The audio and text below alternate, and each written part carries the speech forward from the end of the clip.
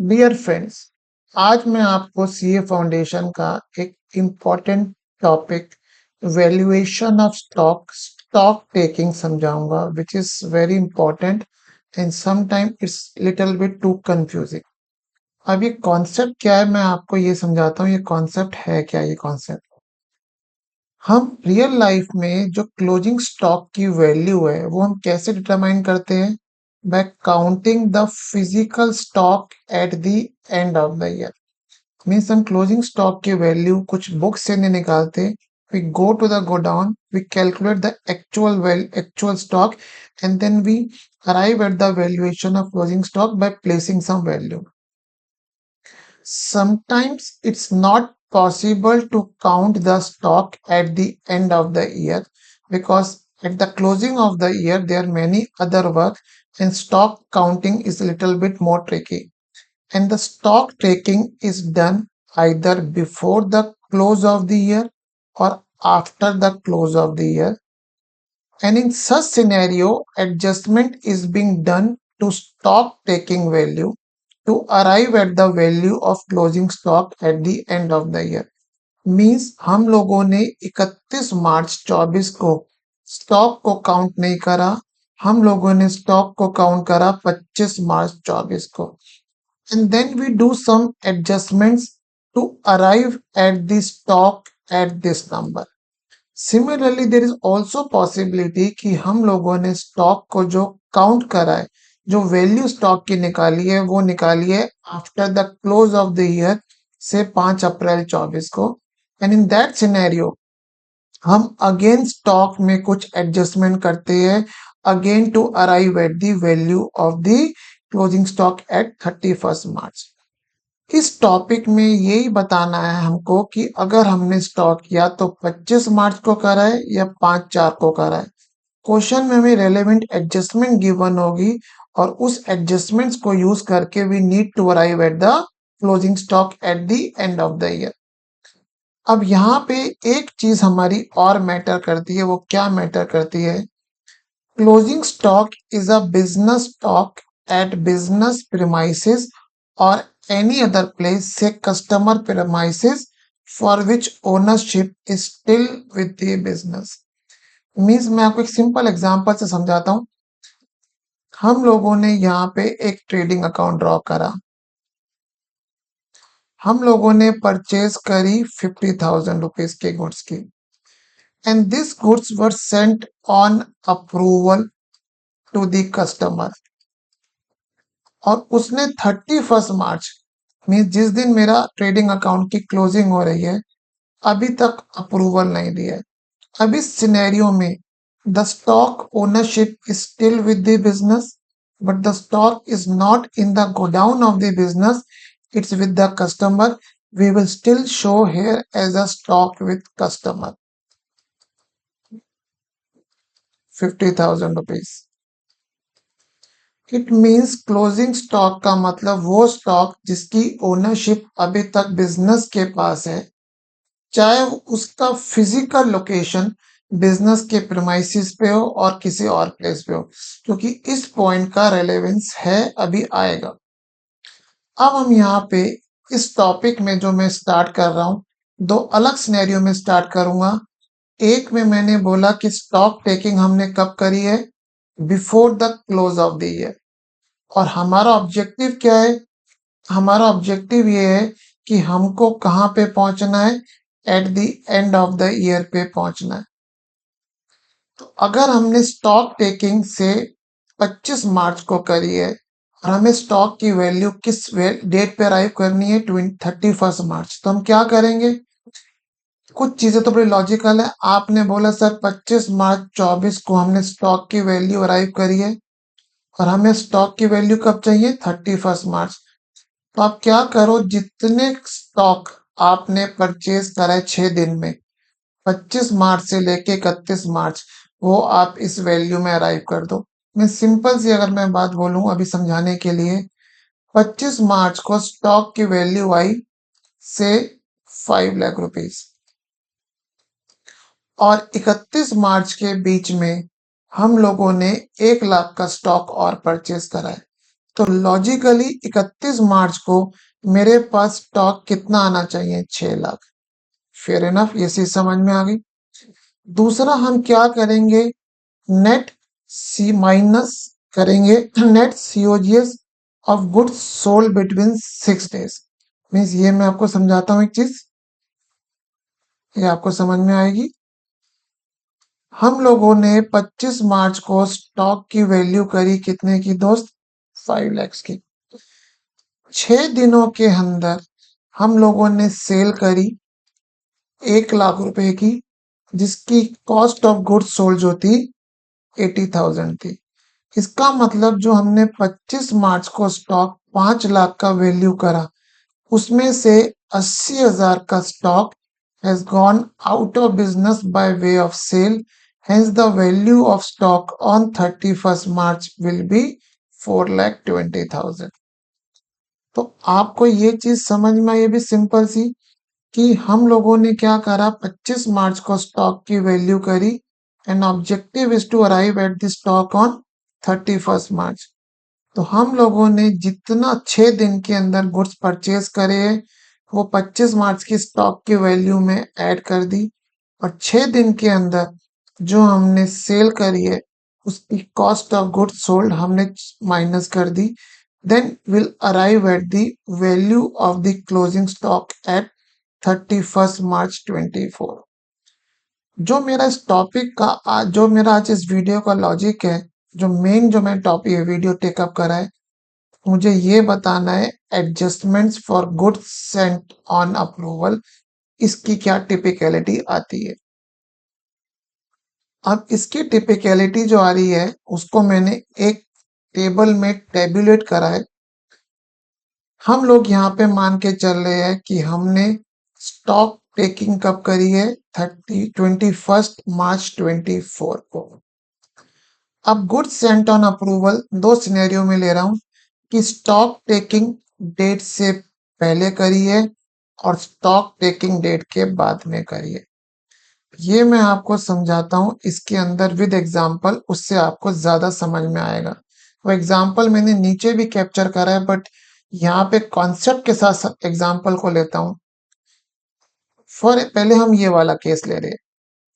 20 मार्च को से हमारे पास स्टॉक की वैल्यू थी 2 लाख रुपए। हमने 24 मार्च को इसमें से 60,000 का गुड्स अप्रूवल पे दे दिया। तो ऑब्वियसली 25 मार्च को मेरे पास वैल्यू कितनी बची स्टॉक की? 140। ये क्लियर है बात? अगर मैं आपसे सिंपल बोलूं, ये वाला केस लेता हूं कि 31 मार्च तक 31 मार्च तक अभी तक कस्टमर ने मुझे अप्रूवल नहीं दिया। मेरे पास 25 मार्च को फिजिकली स्टॉक कितना है? 140। बट अगर मैं इसी दिन पे आपसे बात करूं कि मेरा क्लोजिंग स्टॉक कितना आना चाहिए, तो आप बोलोगे सर देखिए, 1,40,000 तो ये स्टॉक आपके प्रीमाइसिस पे है, और 60,000 का स्टॉक ये आपका है जो कस्टमर के प्रीमाइसिस पे है। तो 25 मार्च को अगर हम बात करें, इस डेट को मेरा क्लोजिंग स्टॉक कितना आना चाहिए? 2 lakh rupees. 140 is the stock with business and 60 is the business stock physically located at the customer premises। ये कॉन्सेप्ट आपको समझ में आ गया। अब हम पॉसिबिलिटी क्या हो सकती है, वो पॉसिबिलिटी 6 दिनों में मैंने यहाँ पे कैप्चर करी है। पहले सिंपल पॉसिबिलिटी लेता हूं, आपको समझ में आएगी। Approval not given with in 7 days, और कस्टमर ने या तो सारा गुड्स वापस कर दिया। मीन्स दो पॉसिबिलिटी ले रहा हूं। पहली पॉसिबिलिटी, अभी तक कस्टमर ने 31 मार्च तक अप्रूवल नहीं दिया। तो हम लोगों ने 25 मार्च पे जो फिजिकली स्टॉक काउंट करा, कितना करा दोस्त? 1,40,000। और अभी तक 31 मार्च तक कस्टमर ने अप्रूवल नहीं दिया। इसका मतलब जो गुड्स हमने अप्रूवल बेसिस पे दिए थे 31 मार्च तक उसकी ओनरशिप मेरे पास ही है। तो in order to arrive at the value of stock on 31 March 24, मैं यहाँ पे पूरे 60,000 गुड्स की वैल्यू ऐड कर दूंगा, क्योंकि ये गुड्स मेरे ही है, इसकी ओनरशिप 31 मार्च तक मेरे पास ही थी। तो आप ये समझिए ना, देखिए 20 मार्च को मैंने स्टॉक परचेज करा 2 लाख का, 24 मार्च को 60,000 का स्टॉक मैंने कंज्यूमर को दे दिया ऑन अप्रूवल बेसिस। मेरे पास फिजिकली कितना है 140, और कंज्यूमर ने 6 दिन में अभी तक अप्रूवल नहीं दिया। तो इस सिनेरियो में मैं ये बोलूंगा ना कि बॉस 31 मार्च को मेरा स्टॉक 140 है, सॉरी 2 लाख है, 140 मेरे प्रीमाइसिस पे है और 60,000 रुपए कस्टमर के प्रीमाइसिस पे। इट मींस अगर हमने गुड्स अप्रूवल के लिए दिए हैं बिफोर स्टॉक टेकिंग और कस्टमर ने अभी तक उसका till the end of the year approval नहीं दिया है, तो जितने गुड्स हमने दिए हैं उसकी वैल्यू हम यहाँ पे ऐड कर देंगे इस सिनेरियो में। दूसरी पॉसिबिलिटी है कस्टमर ने 6 दिन में सारे का सारा माल वापस कर दिया है, तो भी मेरा आंसर ये रहेगा। उस सिनेरियो में मेरे गोडाउन पे 31 मार्च पे कितना स्टॉक हो गया दोस्त, 2 लाख रुपए। तो ये पॉइंट आपको होप समझ में आया होगा। अब मैं इन दो सिचुएशंस में केस बनाता हूं। Approval given between sad days for all goods, ये मैं आपको यहां से डाटा ये डाटा मैं थोड़ा सा यहाँ बिल्ड करता हूँ। कस्टमर ने 60,000 के गुड्स का अप्रूवल दे दिया बस, okay. Now this goods is with belongs to consumer. अब हमने 25 मार्च को स्टॉक कितना काउंट करा था, हमने स्टॉक काउंट करा था 140। अब जो 60,000 का स्टॉक था उसका अप्रूवल कस्टमर ने दे दिया 6 दिनों के बीच में। Now the ownership of this 60,000 good is not with me as on 31st March 24। तो जो हमने 25 मार्च को 1,40,000 के गुड्स की वैल्यू करी थी, 31 मार्च को उतनी ही वैल्यू रहेगी, बिकॉज नाउ 60,000 के goods is no longer, I mean 60,000 के गुड्स की ownership is no longer with the business. तो जो 25 मार्च को फिजिकली काउंट करा था, 31 मार्च को वही स्टॉक का हम क्लोजिंग स्टॉक की वैल्यू लेंगे। हेंस इस केस में हम कोई भी एडजस्टमेंट नहीं करेंगे। तब जब हम लोगों ने अप्रूवल के लिए गुड्स कब दिए, बिफोर स्टॉक टेकिंग, और कंज्यूमर ने उसका approval before the end of the year दे दिया है। उस केस में जो हमने 25 मार्च को स्टॉक काउंट करा था उतने ही स्टॉक की वैल्यू 31 मार्च को रहेगी। हम 25 मार्च की क्लोजिंग 25 मार्च की स्टॉक की वैल्यू में कुछ भी प्लस माइनस नहीं करेंगे। अब लेते हैं, हमने दो सिनेरियो लिए। एक में कस्टमर ने अप्रूवल दे दिया 6 दिन में और एक में नहीं दिया था। जिसमें दे दिया था उसमें हम 25 मार्च की स्टॉक की वैल्यू में कुछ प्लस माइनस नहीं करेंगे, और जिसमें अप्रूवल नहीं दिया टोटलिटी में, उसमें हम जितना हमने कंज्यूमर को स्टॉक दिया था वो हम वैल्यू ऐड कर देंगे। अब उसके in between approval given for part of the goods, मान लेते हैं कंज्यूमर ने 40,000 रुपए के गुड्स का अप्रूवल दे दिया। इसका मतलब अब 40,000 के गुड्स की ओनरशिप 31 मार्च 24 तक बिजनेस के पास नहीं है। अभी कंज्यूमर के पास जो गुड्स कंज्यूमर को दिए थे, हमने कितने के दिए थे, 60,000 के, जिसमें से 31 मार्च तक उसने कितना अप्रूवल दे दिया, 40,000 का। इसका मतलब अभी भी 20,000 के गुड्स कंज्यूमर के पास है जिसकी ओनरशिप बिजनेस के पास है। तो इस सिनेरियो में हम क्या करेंगे, जब कंज्यूमर ने सिर्फ approval part of the goods का दिया है till close of the year, हम 25 मार्च की वैल्यू में cost of the goods sold for which approval not given till close of the year add कर देंगे।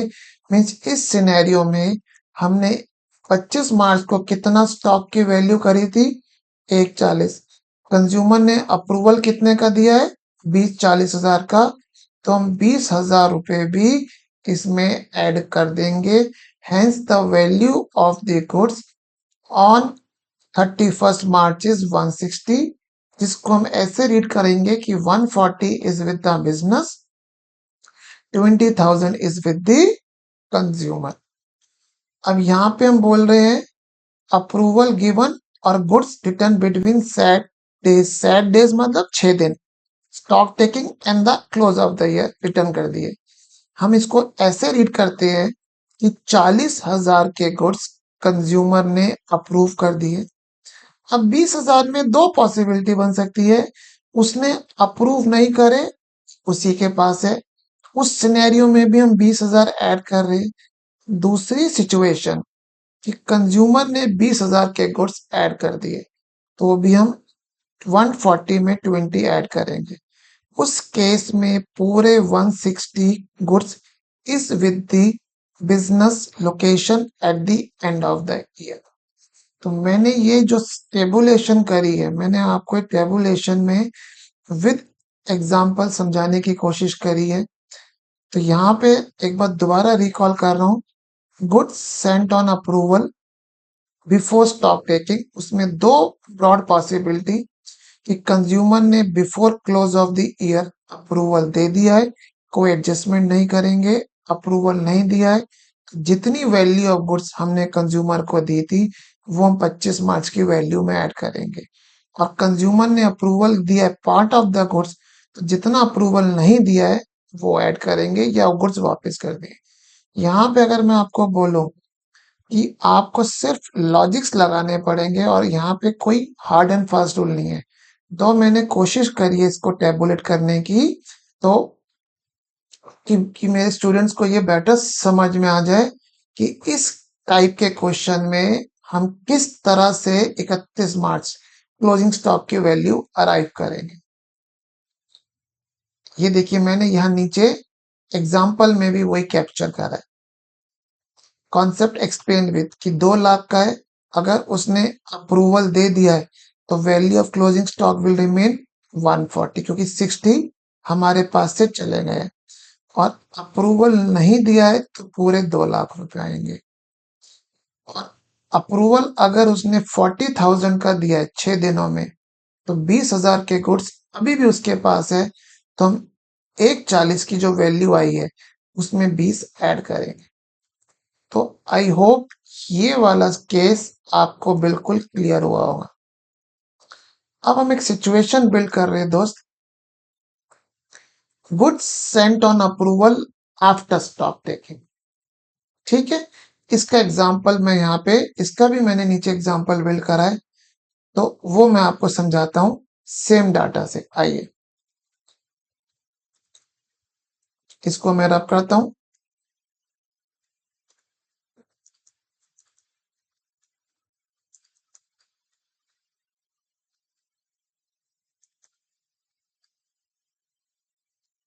फॉर एग्जाम्पल 25 मार्च को गुड्स थे, काउंट करा 2 लाख रुपए के आए, और हमने 26 मार्च को कंज्यूमर को गुड्स अप्रूवल के लिए दे दिए, कितने, 60,000 के लिए।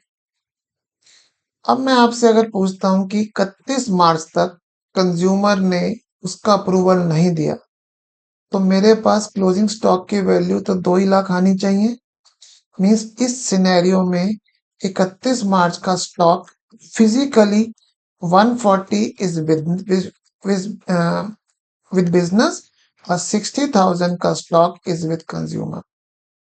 दोबारा बोलता हूं, 25 मार्च को स्टॉक टेकिंग करी 2 लाख रुपए की, 26 मार्च को कंज्यूमर को गुड्स दे दिए 60,000 के ऑन अप्रूवल बेसिस। अब 31 मार्च तक अगर कंज्यूमर ने उसका अप्रूवल नहीं दिया तो my closing stock will remain at 2 lakh. सिर्फ फिजिकल लोकेशन चेंज हो रही है। 140 is with business, 60 is with consumer. तो यहाँ पे अगर हम बोलते हैं इस सिनेरियो में कंज्यूमर ने 6 दिनों में अप्रूवल नहीं दिया तो कोई एडजस्टमेंट नहीं करेंगे, जो मैंने आपको अभी ये वाला सिनेरियो समझाया।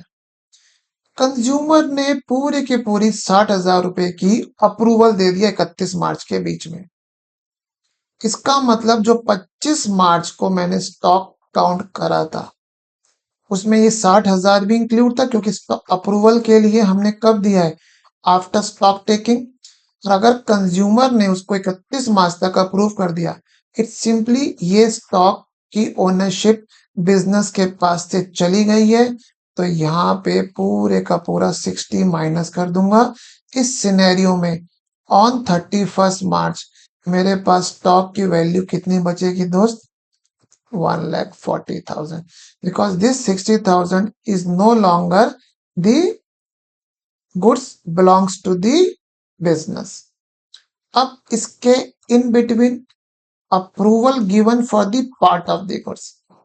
अब हम एज्यूम करते हैं इस सिनेरियो में कंज्यूमर ने अप्रूवल कितने का दिया है दोस्त? 40 का। तो आप लॉजिकली क्या बोलोगे कि सर देखिए 25 मार्च को 2 लाख के गुड्स थे जिसमें 60,000 इंक्लूड थे, क्योंकि 60 हमने स्टॉक टेकिंग के लिए कब दिए हैं? After stock taking. और कंज्यूमर ने 31 मार्च तक उसमें से 40,000 के गुड्स अप्रूव कर दिए।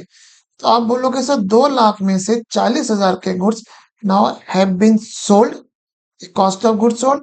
तो आप बोलोगे सर हमारे पास जो 31 मार्च को वैल्यू होनी चाहिए वो कितनी होनी चाहिए? 2 लाख माइनस 40 इक्वल्स टू 1,60,000। देखिए मैं आपको नीचे एग्जांपल से समझाता हूँ एक चीज।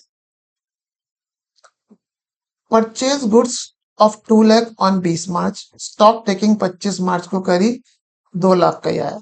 26 मार्च को हमने स्टॉक कंज्यूमर को अप्रूवल पे दे दिया। अब कंज्यूमर ने 28 मार्च को गुड्स अप्रूव कर दिए। इसका मतलब इस दिन अगर हम बात करें 25 मार्च को मेरे पास 2 लाख थे और 26 मार्च को क्या हुआ दोस्त? इस 2 लाख में से मेरे पास गुड्स कितने रह गए? 61। और 40 कहाँ पे है? 40 मेरे गुड्स अभी कंज्यूमर की लोकेशन पे है, बट वो गुड्स मेरे ही अभी तक। अब 28 तारीख को कंज्यूमर ने बोला सर गुड्स तो मुझे अच्छे लग रहे, नाउ मुझे आप दे दो, ओनरशिप मेरे पास आ गई। इसका मतलब 31 मार्च को जब मैं स्टॉक निकालूंगा तो कितना लूंगा? 140। इट मींस अगर कंज्यूमर ने अप्रूवल दे दिया है तो हम उसको 25 मार्च की स्टॉक टेकिंग से कम कर देंगे।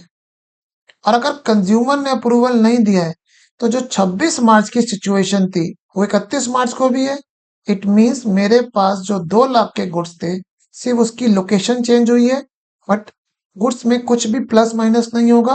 और अप्रूवल नहीं दिया है तो मेरे पास 2 लाख रुपए का स्टॉक रहेगा, कोई एडजस्टमेंट नहीं करेंगे। और कंज्यूमर ने 40,000 का अप्रूवल दे दिया है दोस्त, यहाँ मुझसे मिस्टेक हुई है तो यहाँ पे 40,000 हम माइनस कर देंगे। तो ये अमाउंट कितना रहेगा दोस्त? 1,60,000 रुपए। तो ये चीज आपको समझ में आई? आपको ये दोबारा से एक दो बार दोबारा समझ बार बार देखना पड़ेगा वीडियो, तब जाके आपको ये चीज समझ में आएगी।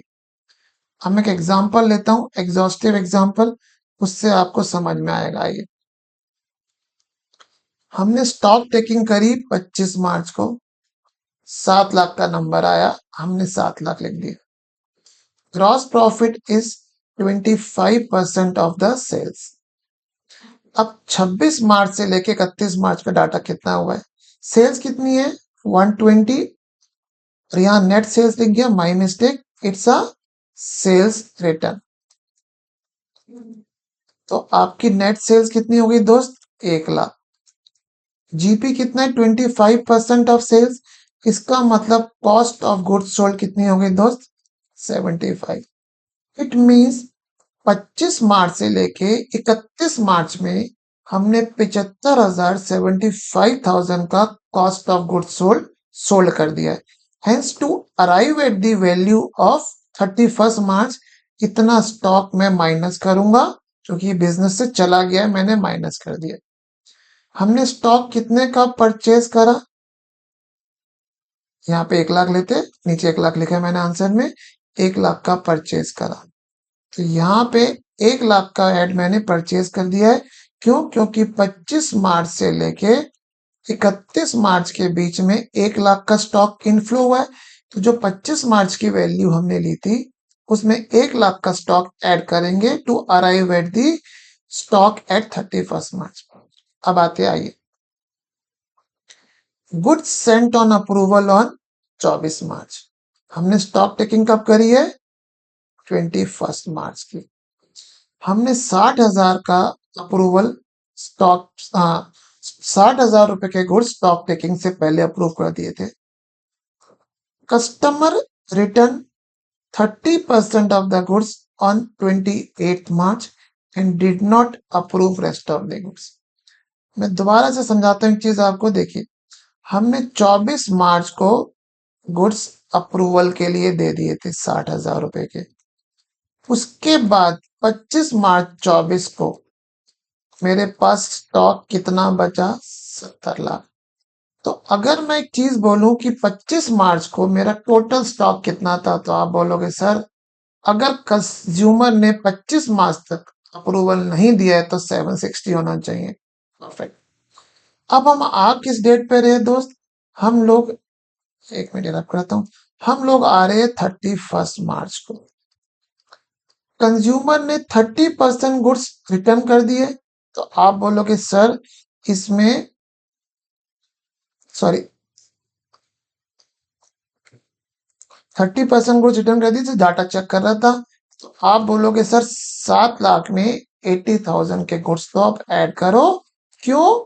क्योंकि 7 लाख वो स्टॉक था जो फिजिकली अवेलेबल था, और कस्टमर ने 18,000 और आपको दे दिया, तो 18 तो ऐड करोगे।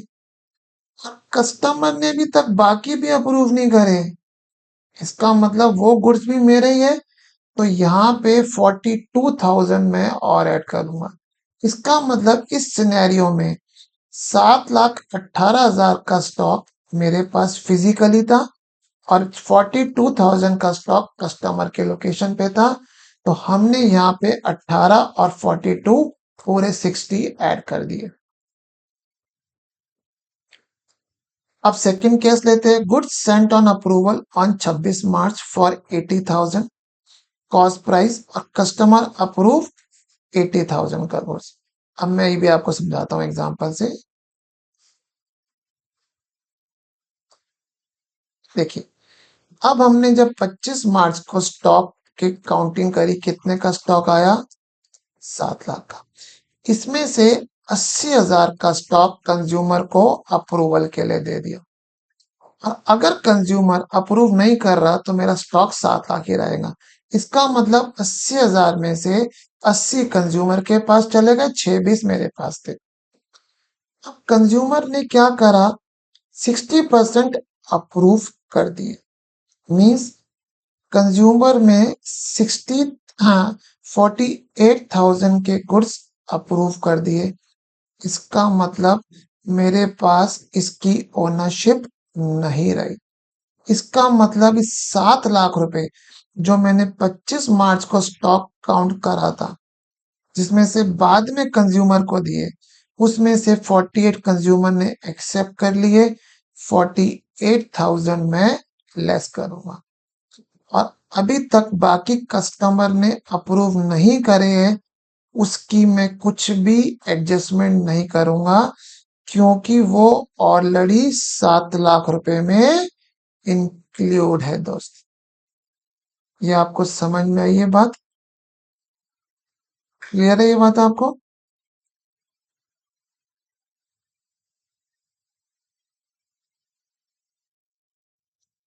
और समझाता हूँ, देखिए 7 लाख के गुड्स थे, उसमें से 25 तारीख को 7 लाख के गुड्स थे और 26 तारीख को हमने 80,000 के दे दिए। तो 26 तारीख को हम ये बोल रहे हैं कि गुड्स की सिर्फ लोकेशन चेंज हुई है और गुड्स की ओनरशिप चेंज नहीं हुई है। बट 28 तारीख को कंज्यूमर ने बोला सर 48,000 पसंद आ गए। इसका मतलब बॉस कि मेरे पास से 48,000 की ओनरशिप चली गई, बाकी गुड्स मेरे ही है। मीन्स बाकी में क्या बचे, 40% कितने बचे, 32। वो तो ऑलरेडी 7 लाख का ही पार्ट था, तो हम लोगों ने सिर्फ 60% ऑफ 80,000 लेस करा। एक अलग एडजस्टमेंट लेता हूं। Principal set sent goods to us as agent on 24 March 24 for 20,000 which is yet to be sold. हम क्लोजिंग स्टॉक में वही स्टॉक लेते हैं जो हमारी ओनरशिप है। हम किसी के एजेंट थे, उसने मुझे 24 मार्च 24 को गुड्स डिलीवर करे और हमने स्टॉक टेकिंग कब करी, 25 मार्च 24 को। तो वो भी फिजिकली काउंट हो गए होंगे, उसको सब्ट्रैक्ट करेंगे। तो उन इन सब चीजों को प्लस माइनस करके जो मेरे पास वैल्यू आई, that's the closing stock at 31 March 24। तो this in this video I have taken the case जहां पे हमने स्टॉक टेकिंग करी है क्लोजिंग ऑफ द ईयर से पहले। In next video I will come up a situation where stock taking is being done at the after the close of the year. So I hope I'm able to clear your concepts how to arrive at the closing stock when the stock taking is done before the close of the year. Humble request, if you like my video, please do subscribe my channel. Thank you.